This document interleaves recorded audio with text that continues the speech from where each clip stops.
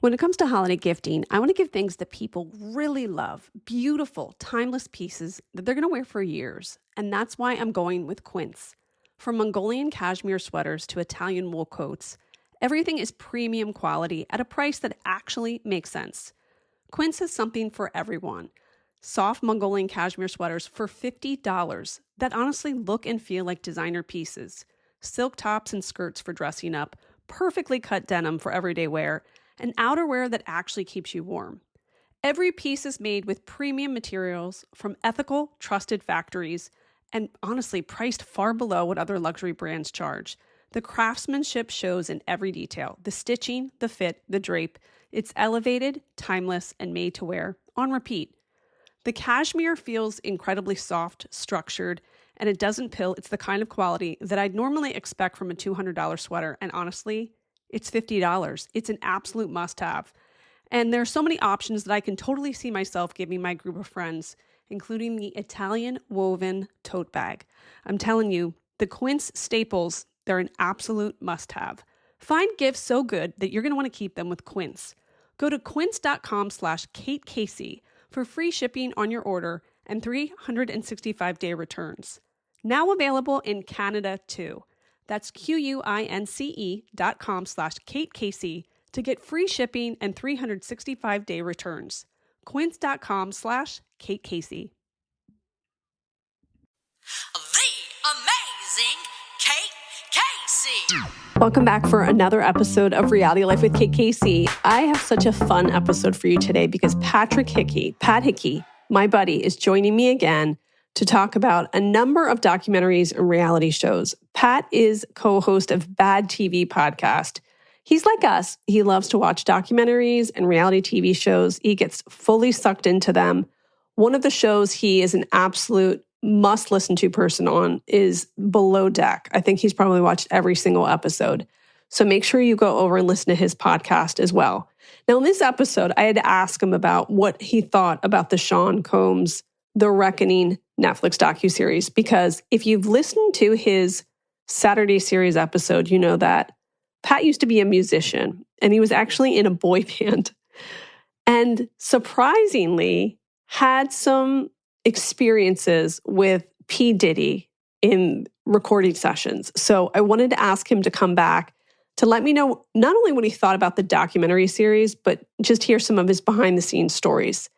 Then, of course, we move into some documentaries that he has watched, which he has loved. And, of course, Real Housewives strategy. So plenty for you to enjoy in this episode. Again, I want to make sure that you are subscribed to that What to Watch list. You can get that at katecasey.substack.com because as we approach the holiday season, you will want to have plenty of options of things to watch. I know that many of you are having a vacation for the first time this year, and I just wanted to give you plenty of things to watch. And then, of course, jump in that Facebook group, Reality Life with Kate Casey. I got to tell you, some of the pop culture stories this week, bulging eyes. And so many of you have such thoughtful, interesting insight. So many of you are absolutely hilarious. And I'm so grateful that you're checking the Facebook group all the time to see updates on stories, etc. So join there. It's a Reality Life with Kate Casey. And of course, the bonus episodes, do not miss out on that because I'm going to cover things on the bonus podcast that are kind of outside of TV, maybe pop culture. And I've got a great limited series with Mary Payne called Tell Me Everything, where we share stories from each other's lives or each other's fascination from week to week. So check that out as well. So enjoy this episode. Here is my interview with Patrick. Pat Hickey, back together again. Kate Casey. Good to be here. Good to see you. We've got those short names where people always put it as one name. Mm-hmm. It's not like country music stars, though. They have like found a way to make, I think it's for sellability. It's always like Kelsey Green. Yes. Well, you would know better than anybody because of your proximity to the music industry. Mm-hmm. And you changed your name for a hot minute. Patrick J. And what is it, like just the letter J or J-A-Y? I would switch it up all. There was no consistency. I couldn't figure it out what was cool. I was like, if I sign autographs, should it just be PJ?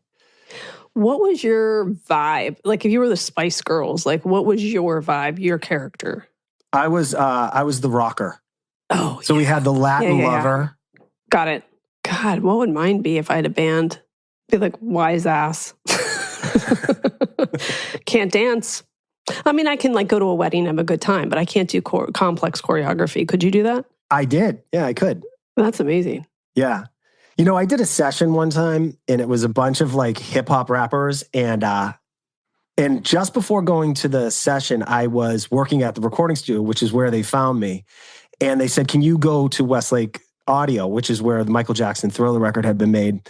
And I said, yeah. And I gave them all the gear that I wanted them to rent for me to use during the session.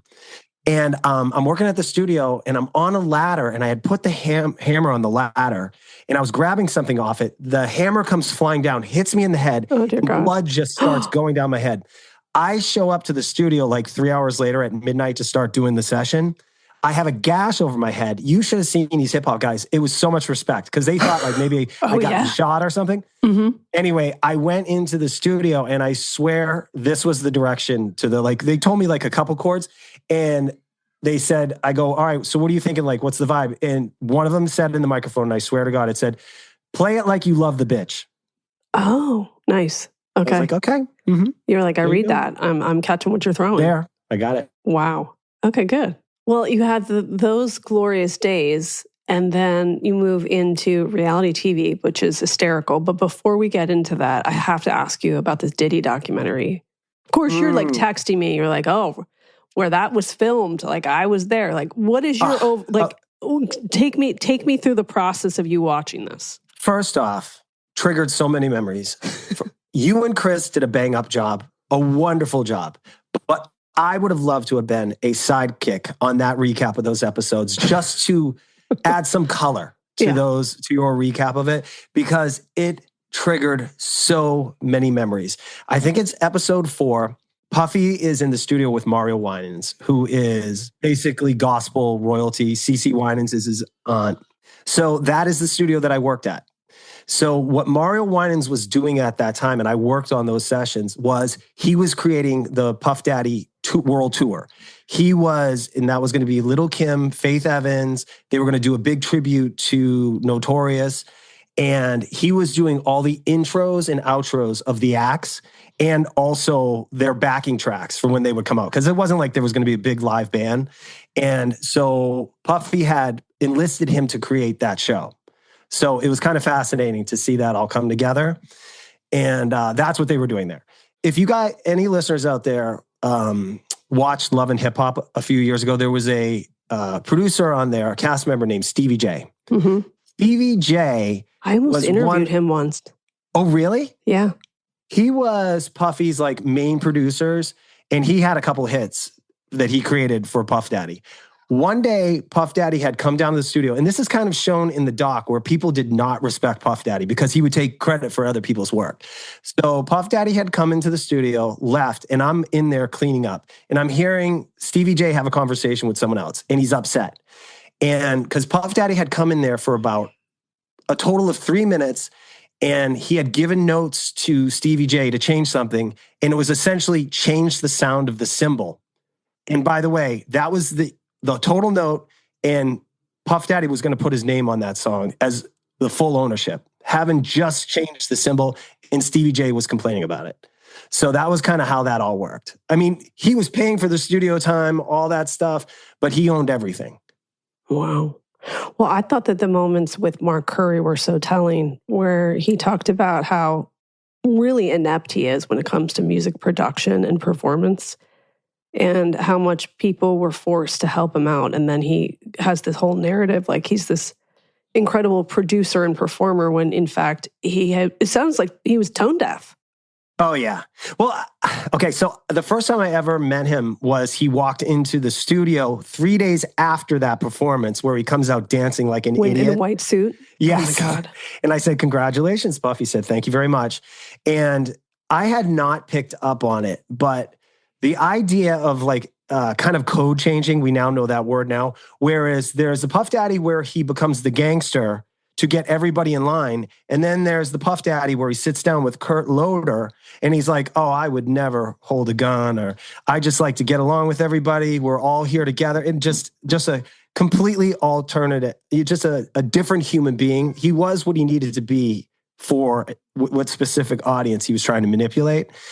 The one key thing I caught about him, and I've kind of picked up on this, as I've gotten older, the moves he was making was very calculated. So he befriended the CEO of that music company. That was the jump.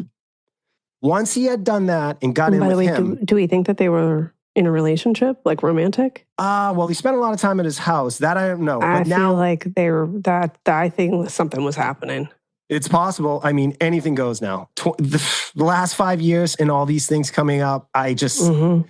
But by the way, that could be, as we know now with him, a power move. I feel like he would put people in precarious situations and then use it for blackmail. Possibly, but I mean, some people could have used it against him for blackmail. By the way, the way that I got into it, Mario Winans, and this is where watching the doc and seeing Mario there.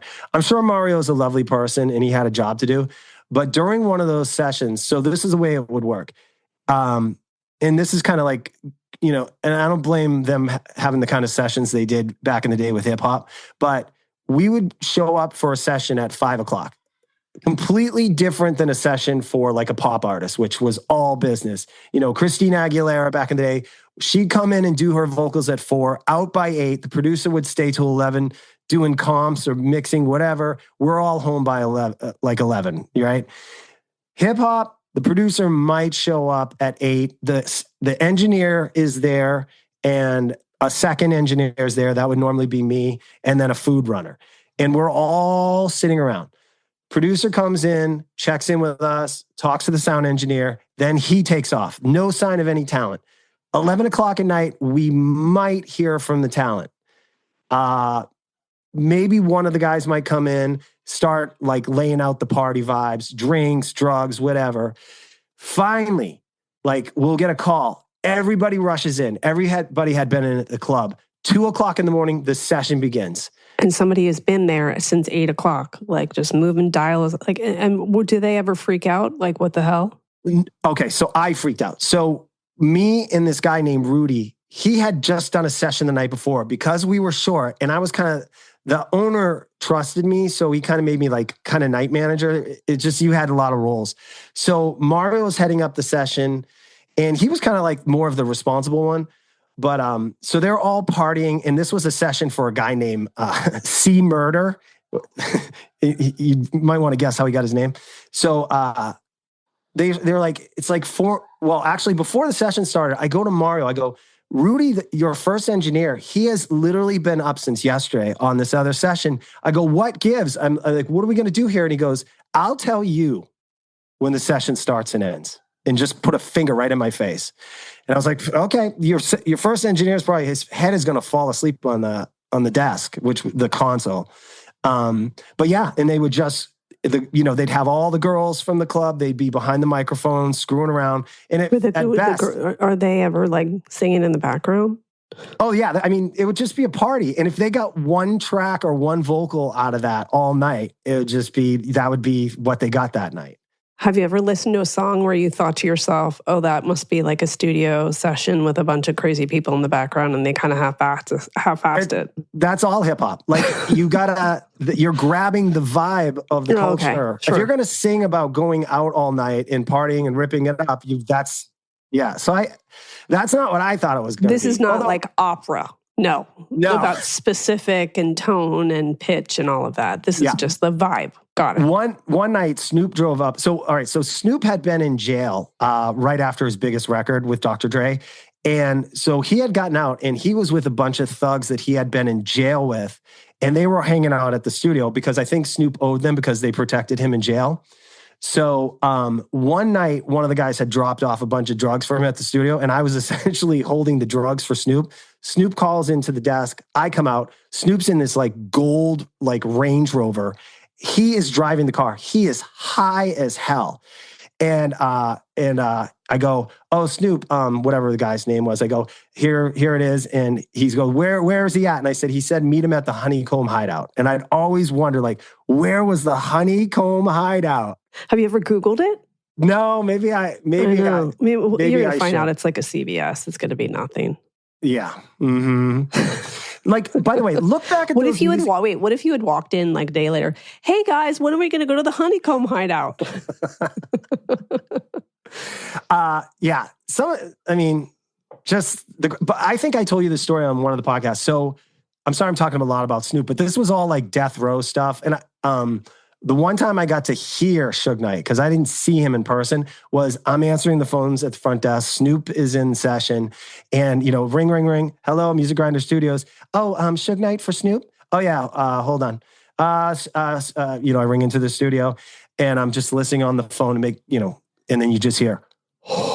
Like Darth Vader, it's Suge Knight breathing into the phone. By the way, that was even terrifying. Do you know at this point, who he is? Oh yeah, he was. So okay. You're not like, there's not like pee just in your pants. Like you're not just like sweating bullets. You did not want to mess with this guy. You had already heard that he would kill people. So Dave was Snoop Dogg's main engineer. Hold now, he'll be right there. Dave was the whitest guy ever, but he was an amazing engineer. He had gone to school. He was like known in the business. And I would talk to Dave because it was just two nerdy white guys in the studio.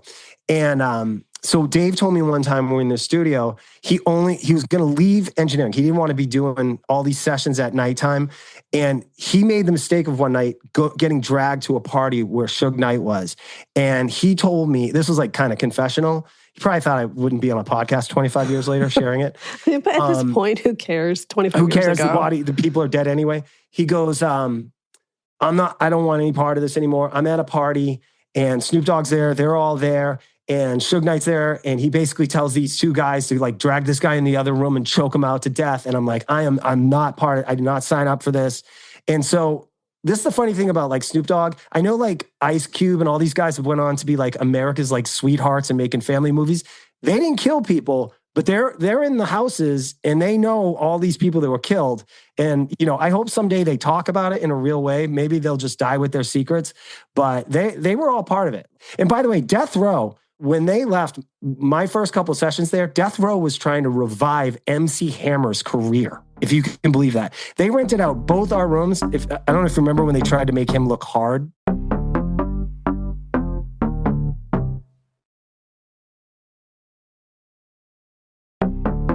It's funny too. Like you think about MC Hammer with those weird pants that he used to wear. Mm-hmm. And then 6 years later, they're trying to like make him like he's hard or something. He was like a pastor in a church. It seems like he's a nice guy.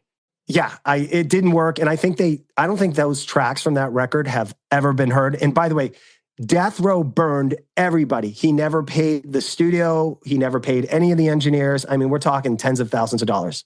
Wow. Just burned us. Mm-hmm. Well, listen, that's a bunch of stories they wouldn't have expected for you to tell at the old high school reunion.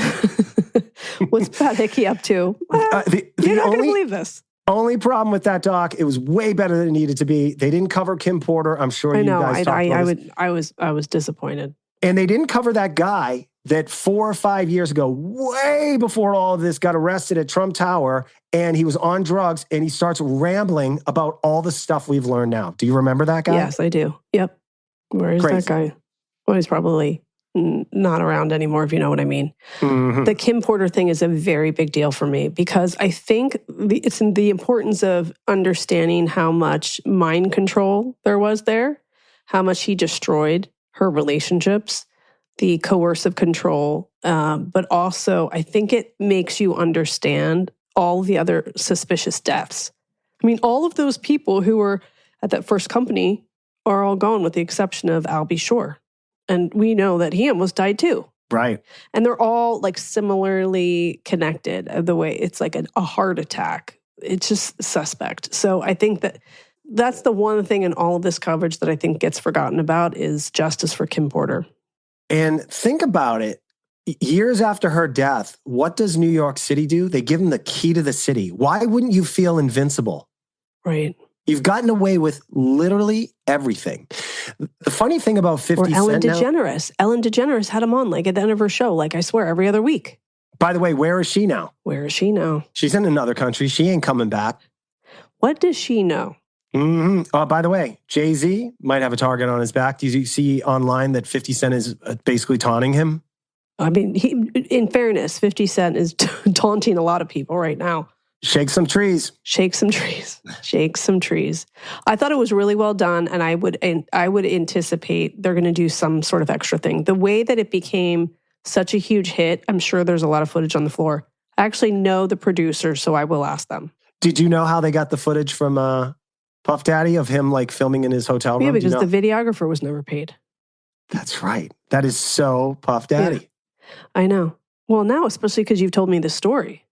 But also just the braggadocio, the ego, to have someone follow you. I mean, I think of all these celebrities and the videographers that are following them and how obnoxious that is. What did you think, by the way, of Taylor Swift paying those gigantic bonuses? And also, did you see any of the end of an era? Because I've watched bunch of the episodes, and most of the coverage is not her story. It's the choreographer and the dancers. And I kept thinking to myself, how many other artists would be willing to do that? I have to say, I've listened to both her last records. I know I'm not a Swiftie, but I am a musician. And I think... Well, I'm asking you because I'm not a musician and I barely listen to music. Although I love a music documentary. I know it's mostly for the lyrics for the Swifties, and I can't comment on that. But I'd say you got to have at least 3 bangers on an album. You got to have 3 bangers that people want to continually listen over and dance to, and those have been absent in the last two offerings. But that's just me. Come at me. How many people typically help her with albums? A lot. I don't know. Writing, producing team. Yeah. So is she super involved in each track? I think so. I mean, when I hear her talk about songwriting, it's like any great songwriter. I can tell her heart's into it. I just think that she treats it like a job. Like when you hear like real songwriters, they do treat it like Stephen King would treat writing a book. He wakes up at 9 a.m. and he starts working on it. But sometimes you got to step away for a little bit and live life and then come back with new ideas, or you keep writing the same song over and over. And I think that's what she's writing right now. I honestly got to tell you, what's something that bums me out about music in general, I feel like a lot of artists play the same song, like you just said, over and over and over again. Oh my God. Like if I feel like your music starts to sound the same, I'm already checked out. I mean, that's the Foo Fighters' last 4 or 5 records. Like every band, I always say this, there's few examples that really go beyond this. A band's really, their best content is their first 3 or 4 records, and try and come at me with a band that goes beyond that. Everything else is just a replica or a spin off those first 3 or 4 records.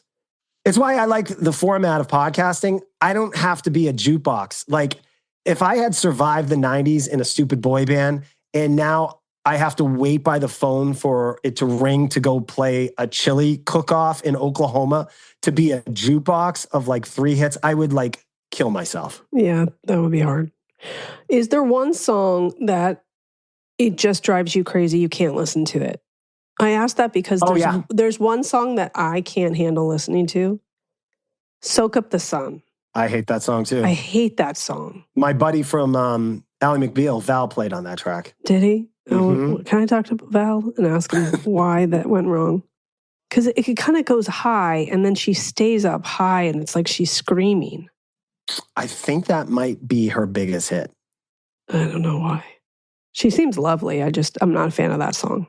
Mine is, the Polaroid picture song.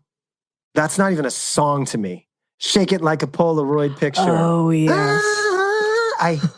When that comes on, I have to walk out of the room. I despise, that isn't even music to me. I hate that song. Isn't that funny? It's Big Boy and whatever his name is. Okay, let's pivot for a second into Housewives. Yes. Real Housewives of Salt Lake City. Carlos says that was a slip of the tongue from the reunion, is that's the big announcement of the reunion, which is, of course, weeks and weeks down the line, is that Todd and Bronwyn are separated. Well, you could have found that from a leak, or you could have just gone in Kate's Facebook group 3 weeks ago and had me announce it. Yeah. Kate had put a post like, what do you think of Todd and Bronwyn? And I said that her being on the show was a way to reestablish her own identity, and there will be an announcement of their separation in the summer. And it came early. But the summer came early.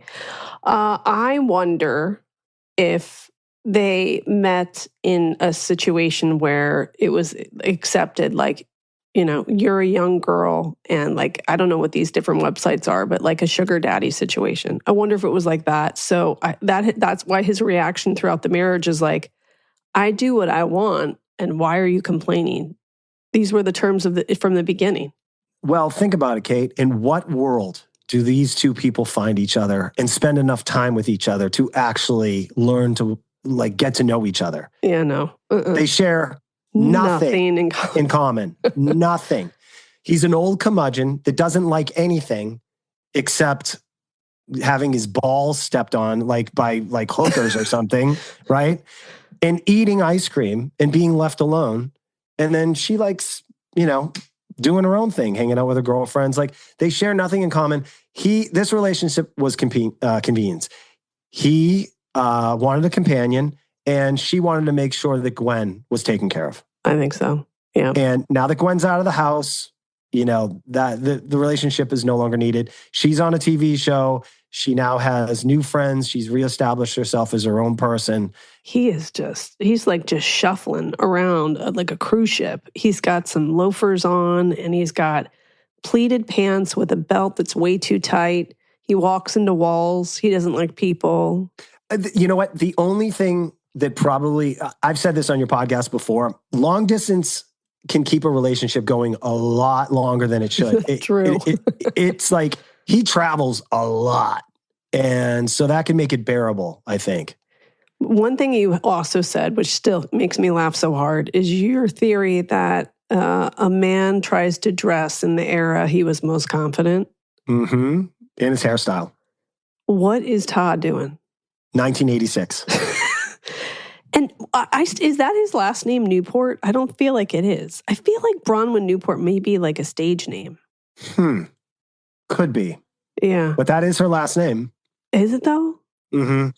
Can we talk about Brittany? All right. So our rating system for this show is wives from 1 to 100. How many wives do you rate the episode? Yeah. I give this season 14 wives because when you're in like, what are we on? Episode 11. When you're on episode 11 and you are relying on a storyline that took place on a plane, which we did not get to see. Yeah, I don't like it. Going back to it, where there's trouble in River City. And by the way, in the reunion, they don't have footage of it. I thought maybe that they're saving it for the reunion. Nope.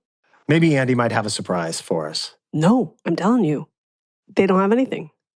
Salt Lake City is my favorite Housewives franchise, and I'm so disappointed this season. Lisa Barlow seems like she's like on vacation this season. So is Meredith Marks. Brittany's kind of sticking out only because her relationships are so chaotic. Mary Cosby's in the background. No one is coming forward. Last season was so amazing with Braun. I always love when a new housewife comes in, and obviously her relationship is a train wreck. And Lisa was so fun last season. I felt like it started okay, and then it started to nosedive. It's kind of, getting stale. We should have known, Kate, that it was in trouble when they started the season off in that dumb RV, though. You know what? That's true. And remember, they would go for walks and talk, but it looked like the background was, out of a scene from Law and Order. I don't know why they film in such a bleak time period it always looks so bleak in the background. This is absolutely not an ad for anyone to move to Salt Lake City or Park City. They need to film in the summer. People like warm weather. They had a spin-off of Below Deck, which normally takes place in just warm locations, always sunny. They did one up in like Norway in the cold, and it lasted one season. People said, screw this. Like, we want to see people in bathing suits in the summer.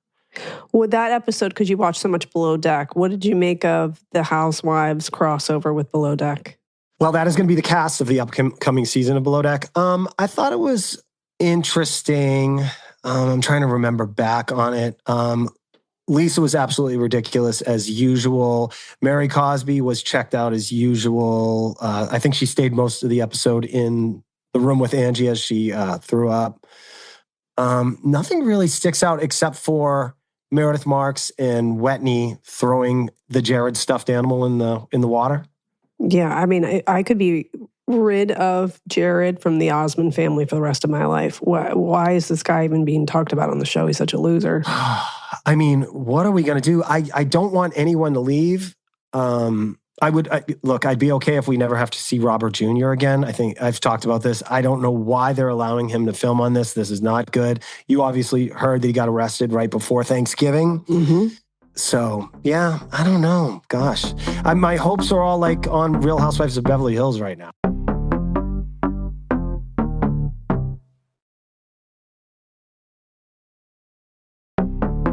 Okay, what do you think of the new housewife being a financial influencer? A good fit for the show, or it makes no sense? Well, I guess it's a good mix-up because, her seminars in the book is basically self-sufficient, self-made women. Am I getting that right?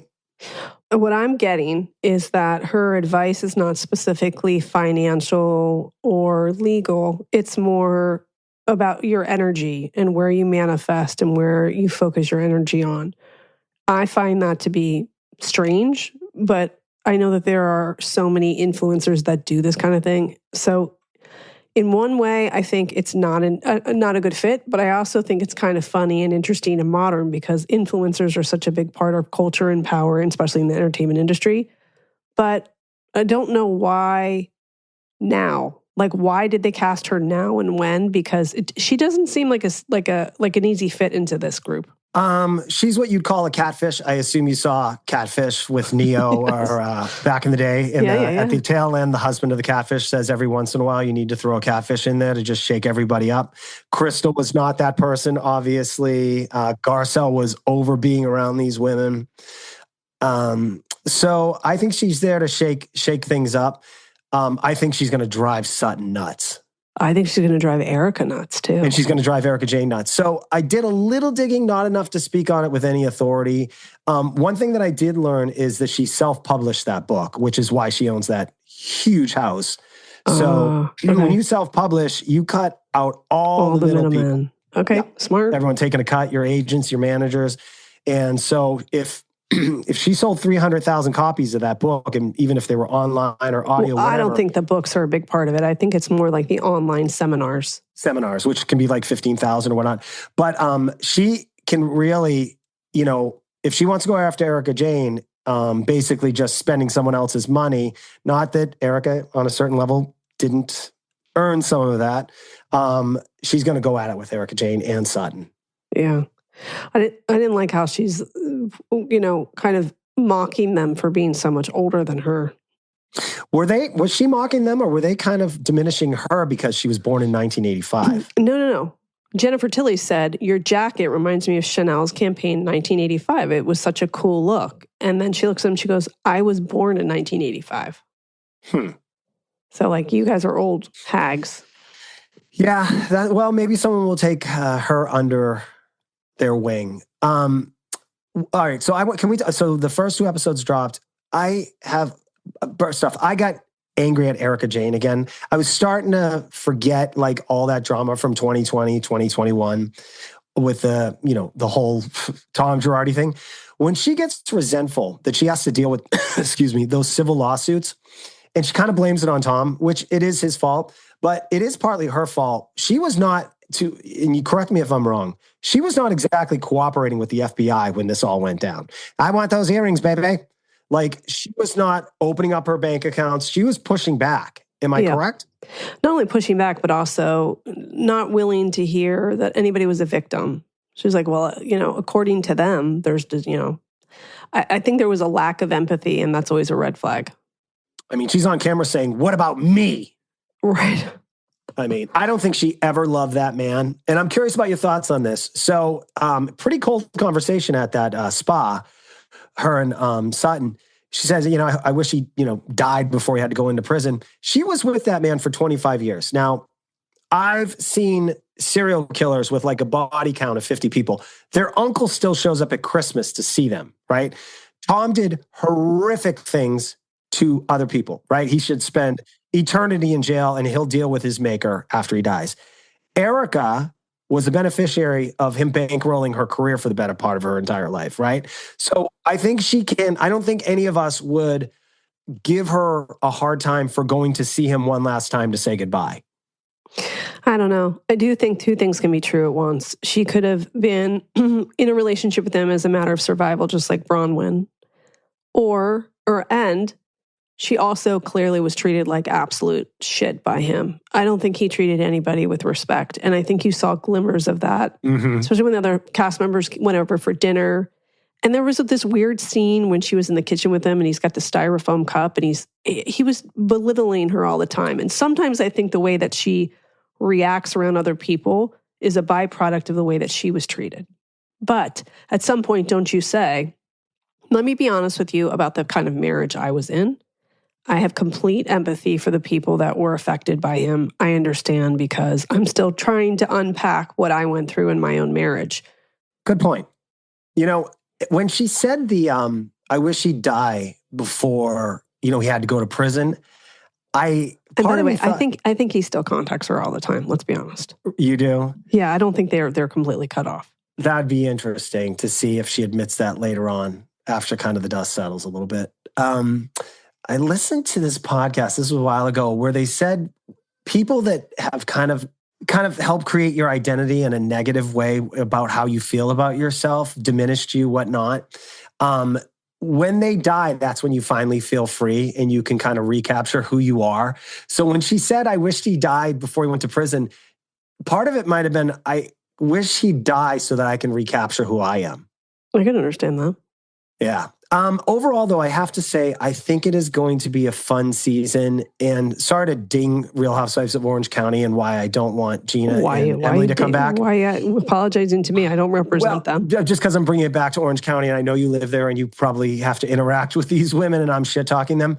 But Juicy Scoop Heather had the executive producer for the first 5 seasons of Orange County.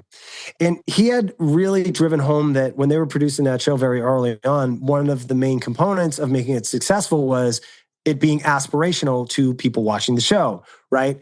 So as they always do on Beverly Hills especially, they were cutting to every single one of the cast members' homes. Bose's beautiful, like, glam makeup and like her closet. And then they cut to Rachel Zoe's house. I mean, her wardrobe closet is bigger than my house. And, and then of course, Dorit's beautiful backyard.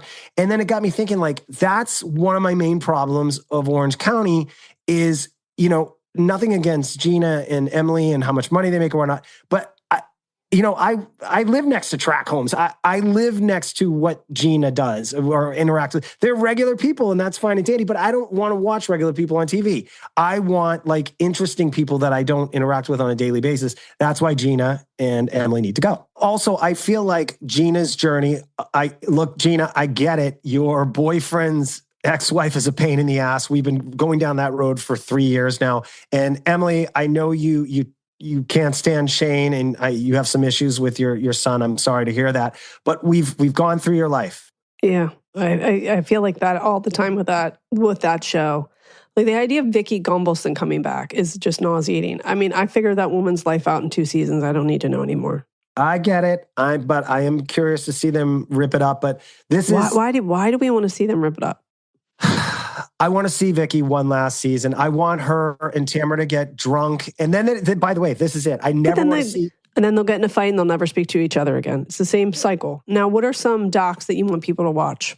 Okay, I'm so glad you asked. Okay, obviously the P. Diddy one is the number one doc. It's very dark.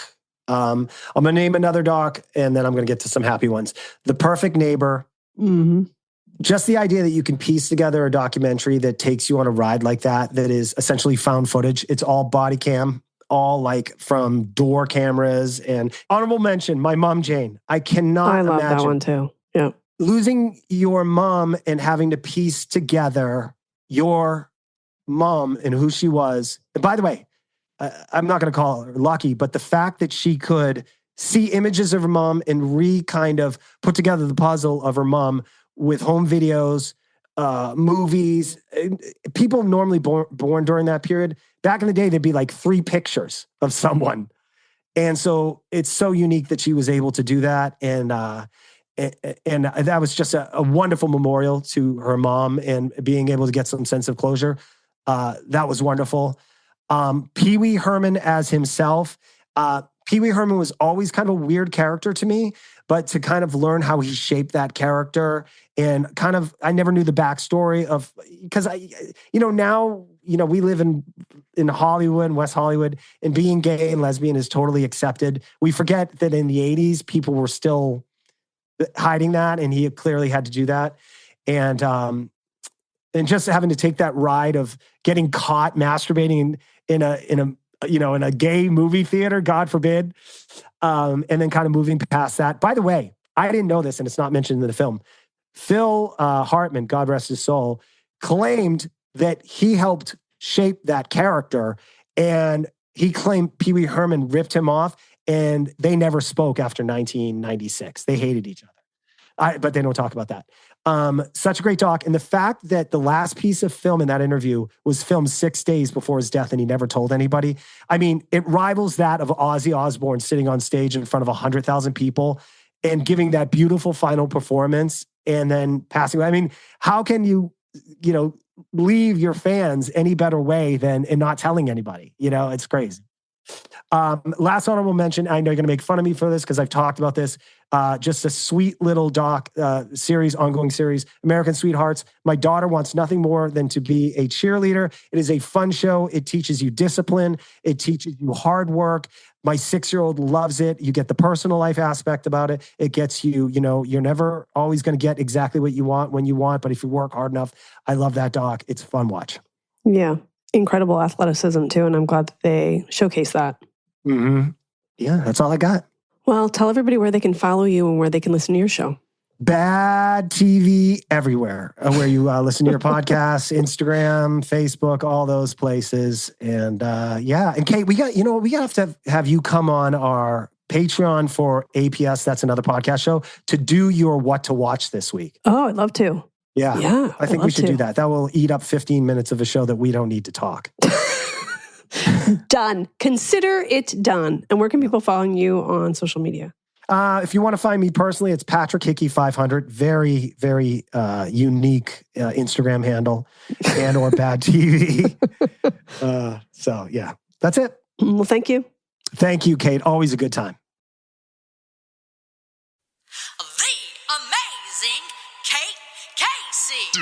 I want to thank my great guest, Patrick Hickey, and remind you to make sure that you click subscribe. Please leave a 5-star review.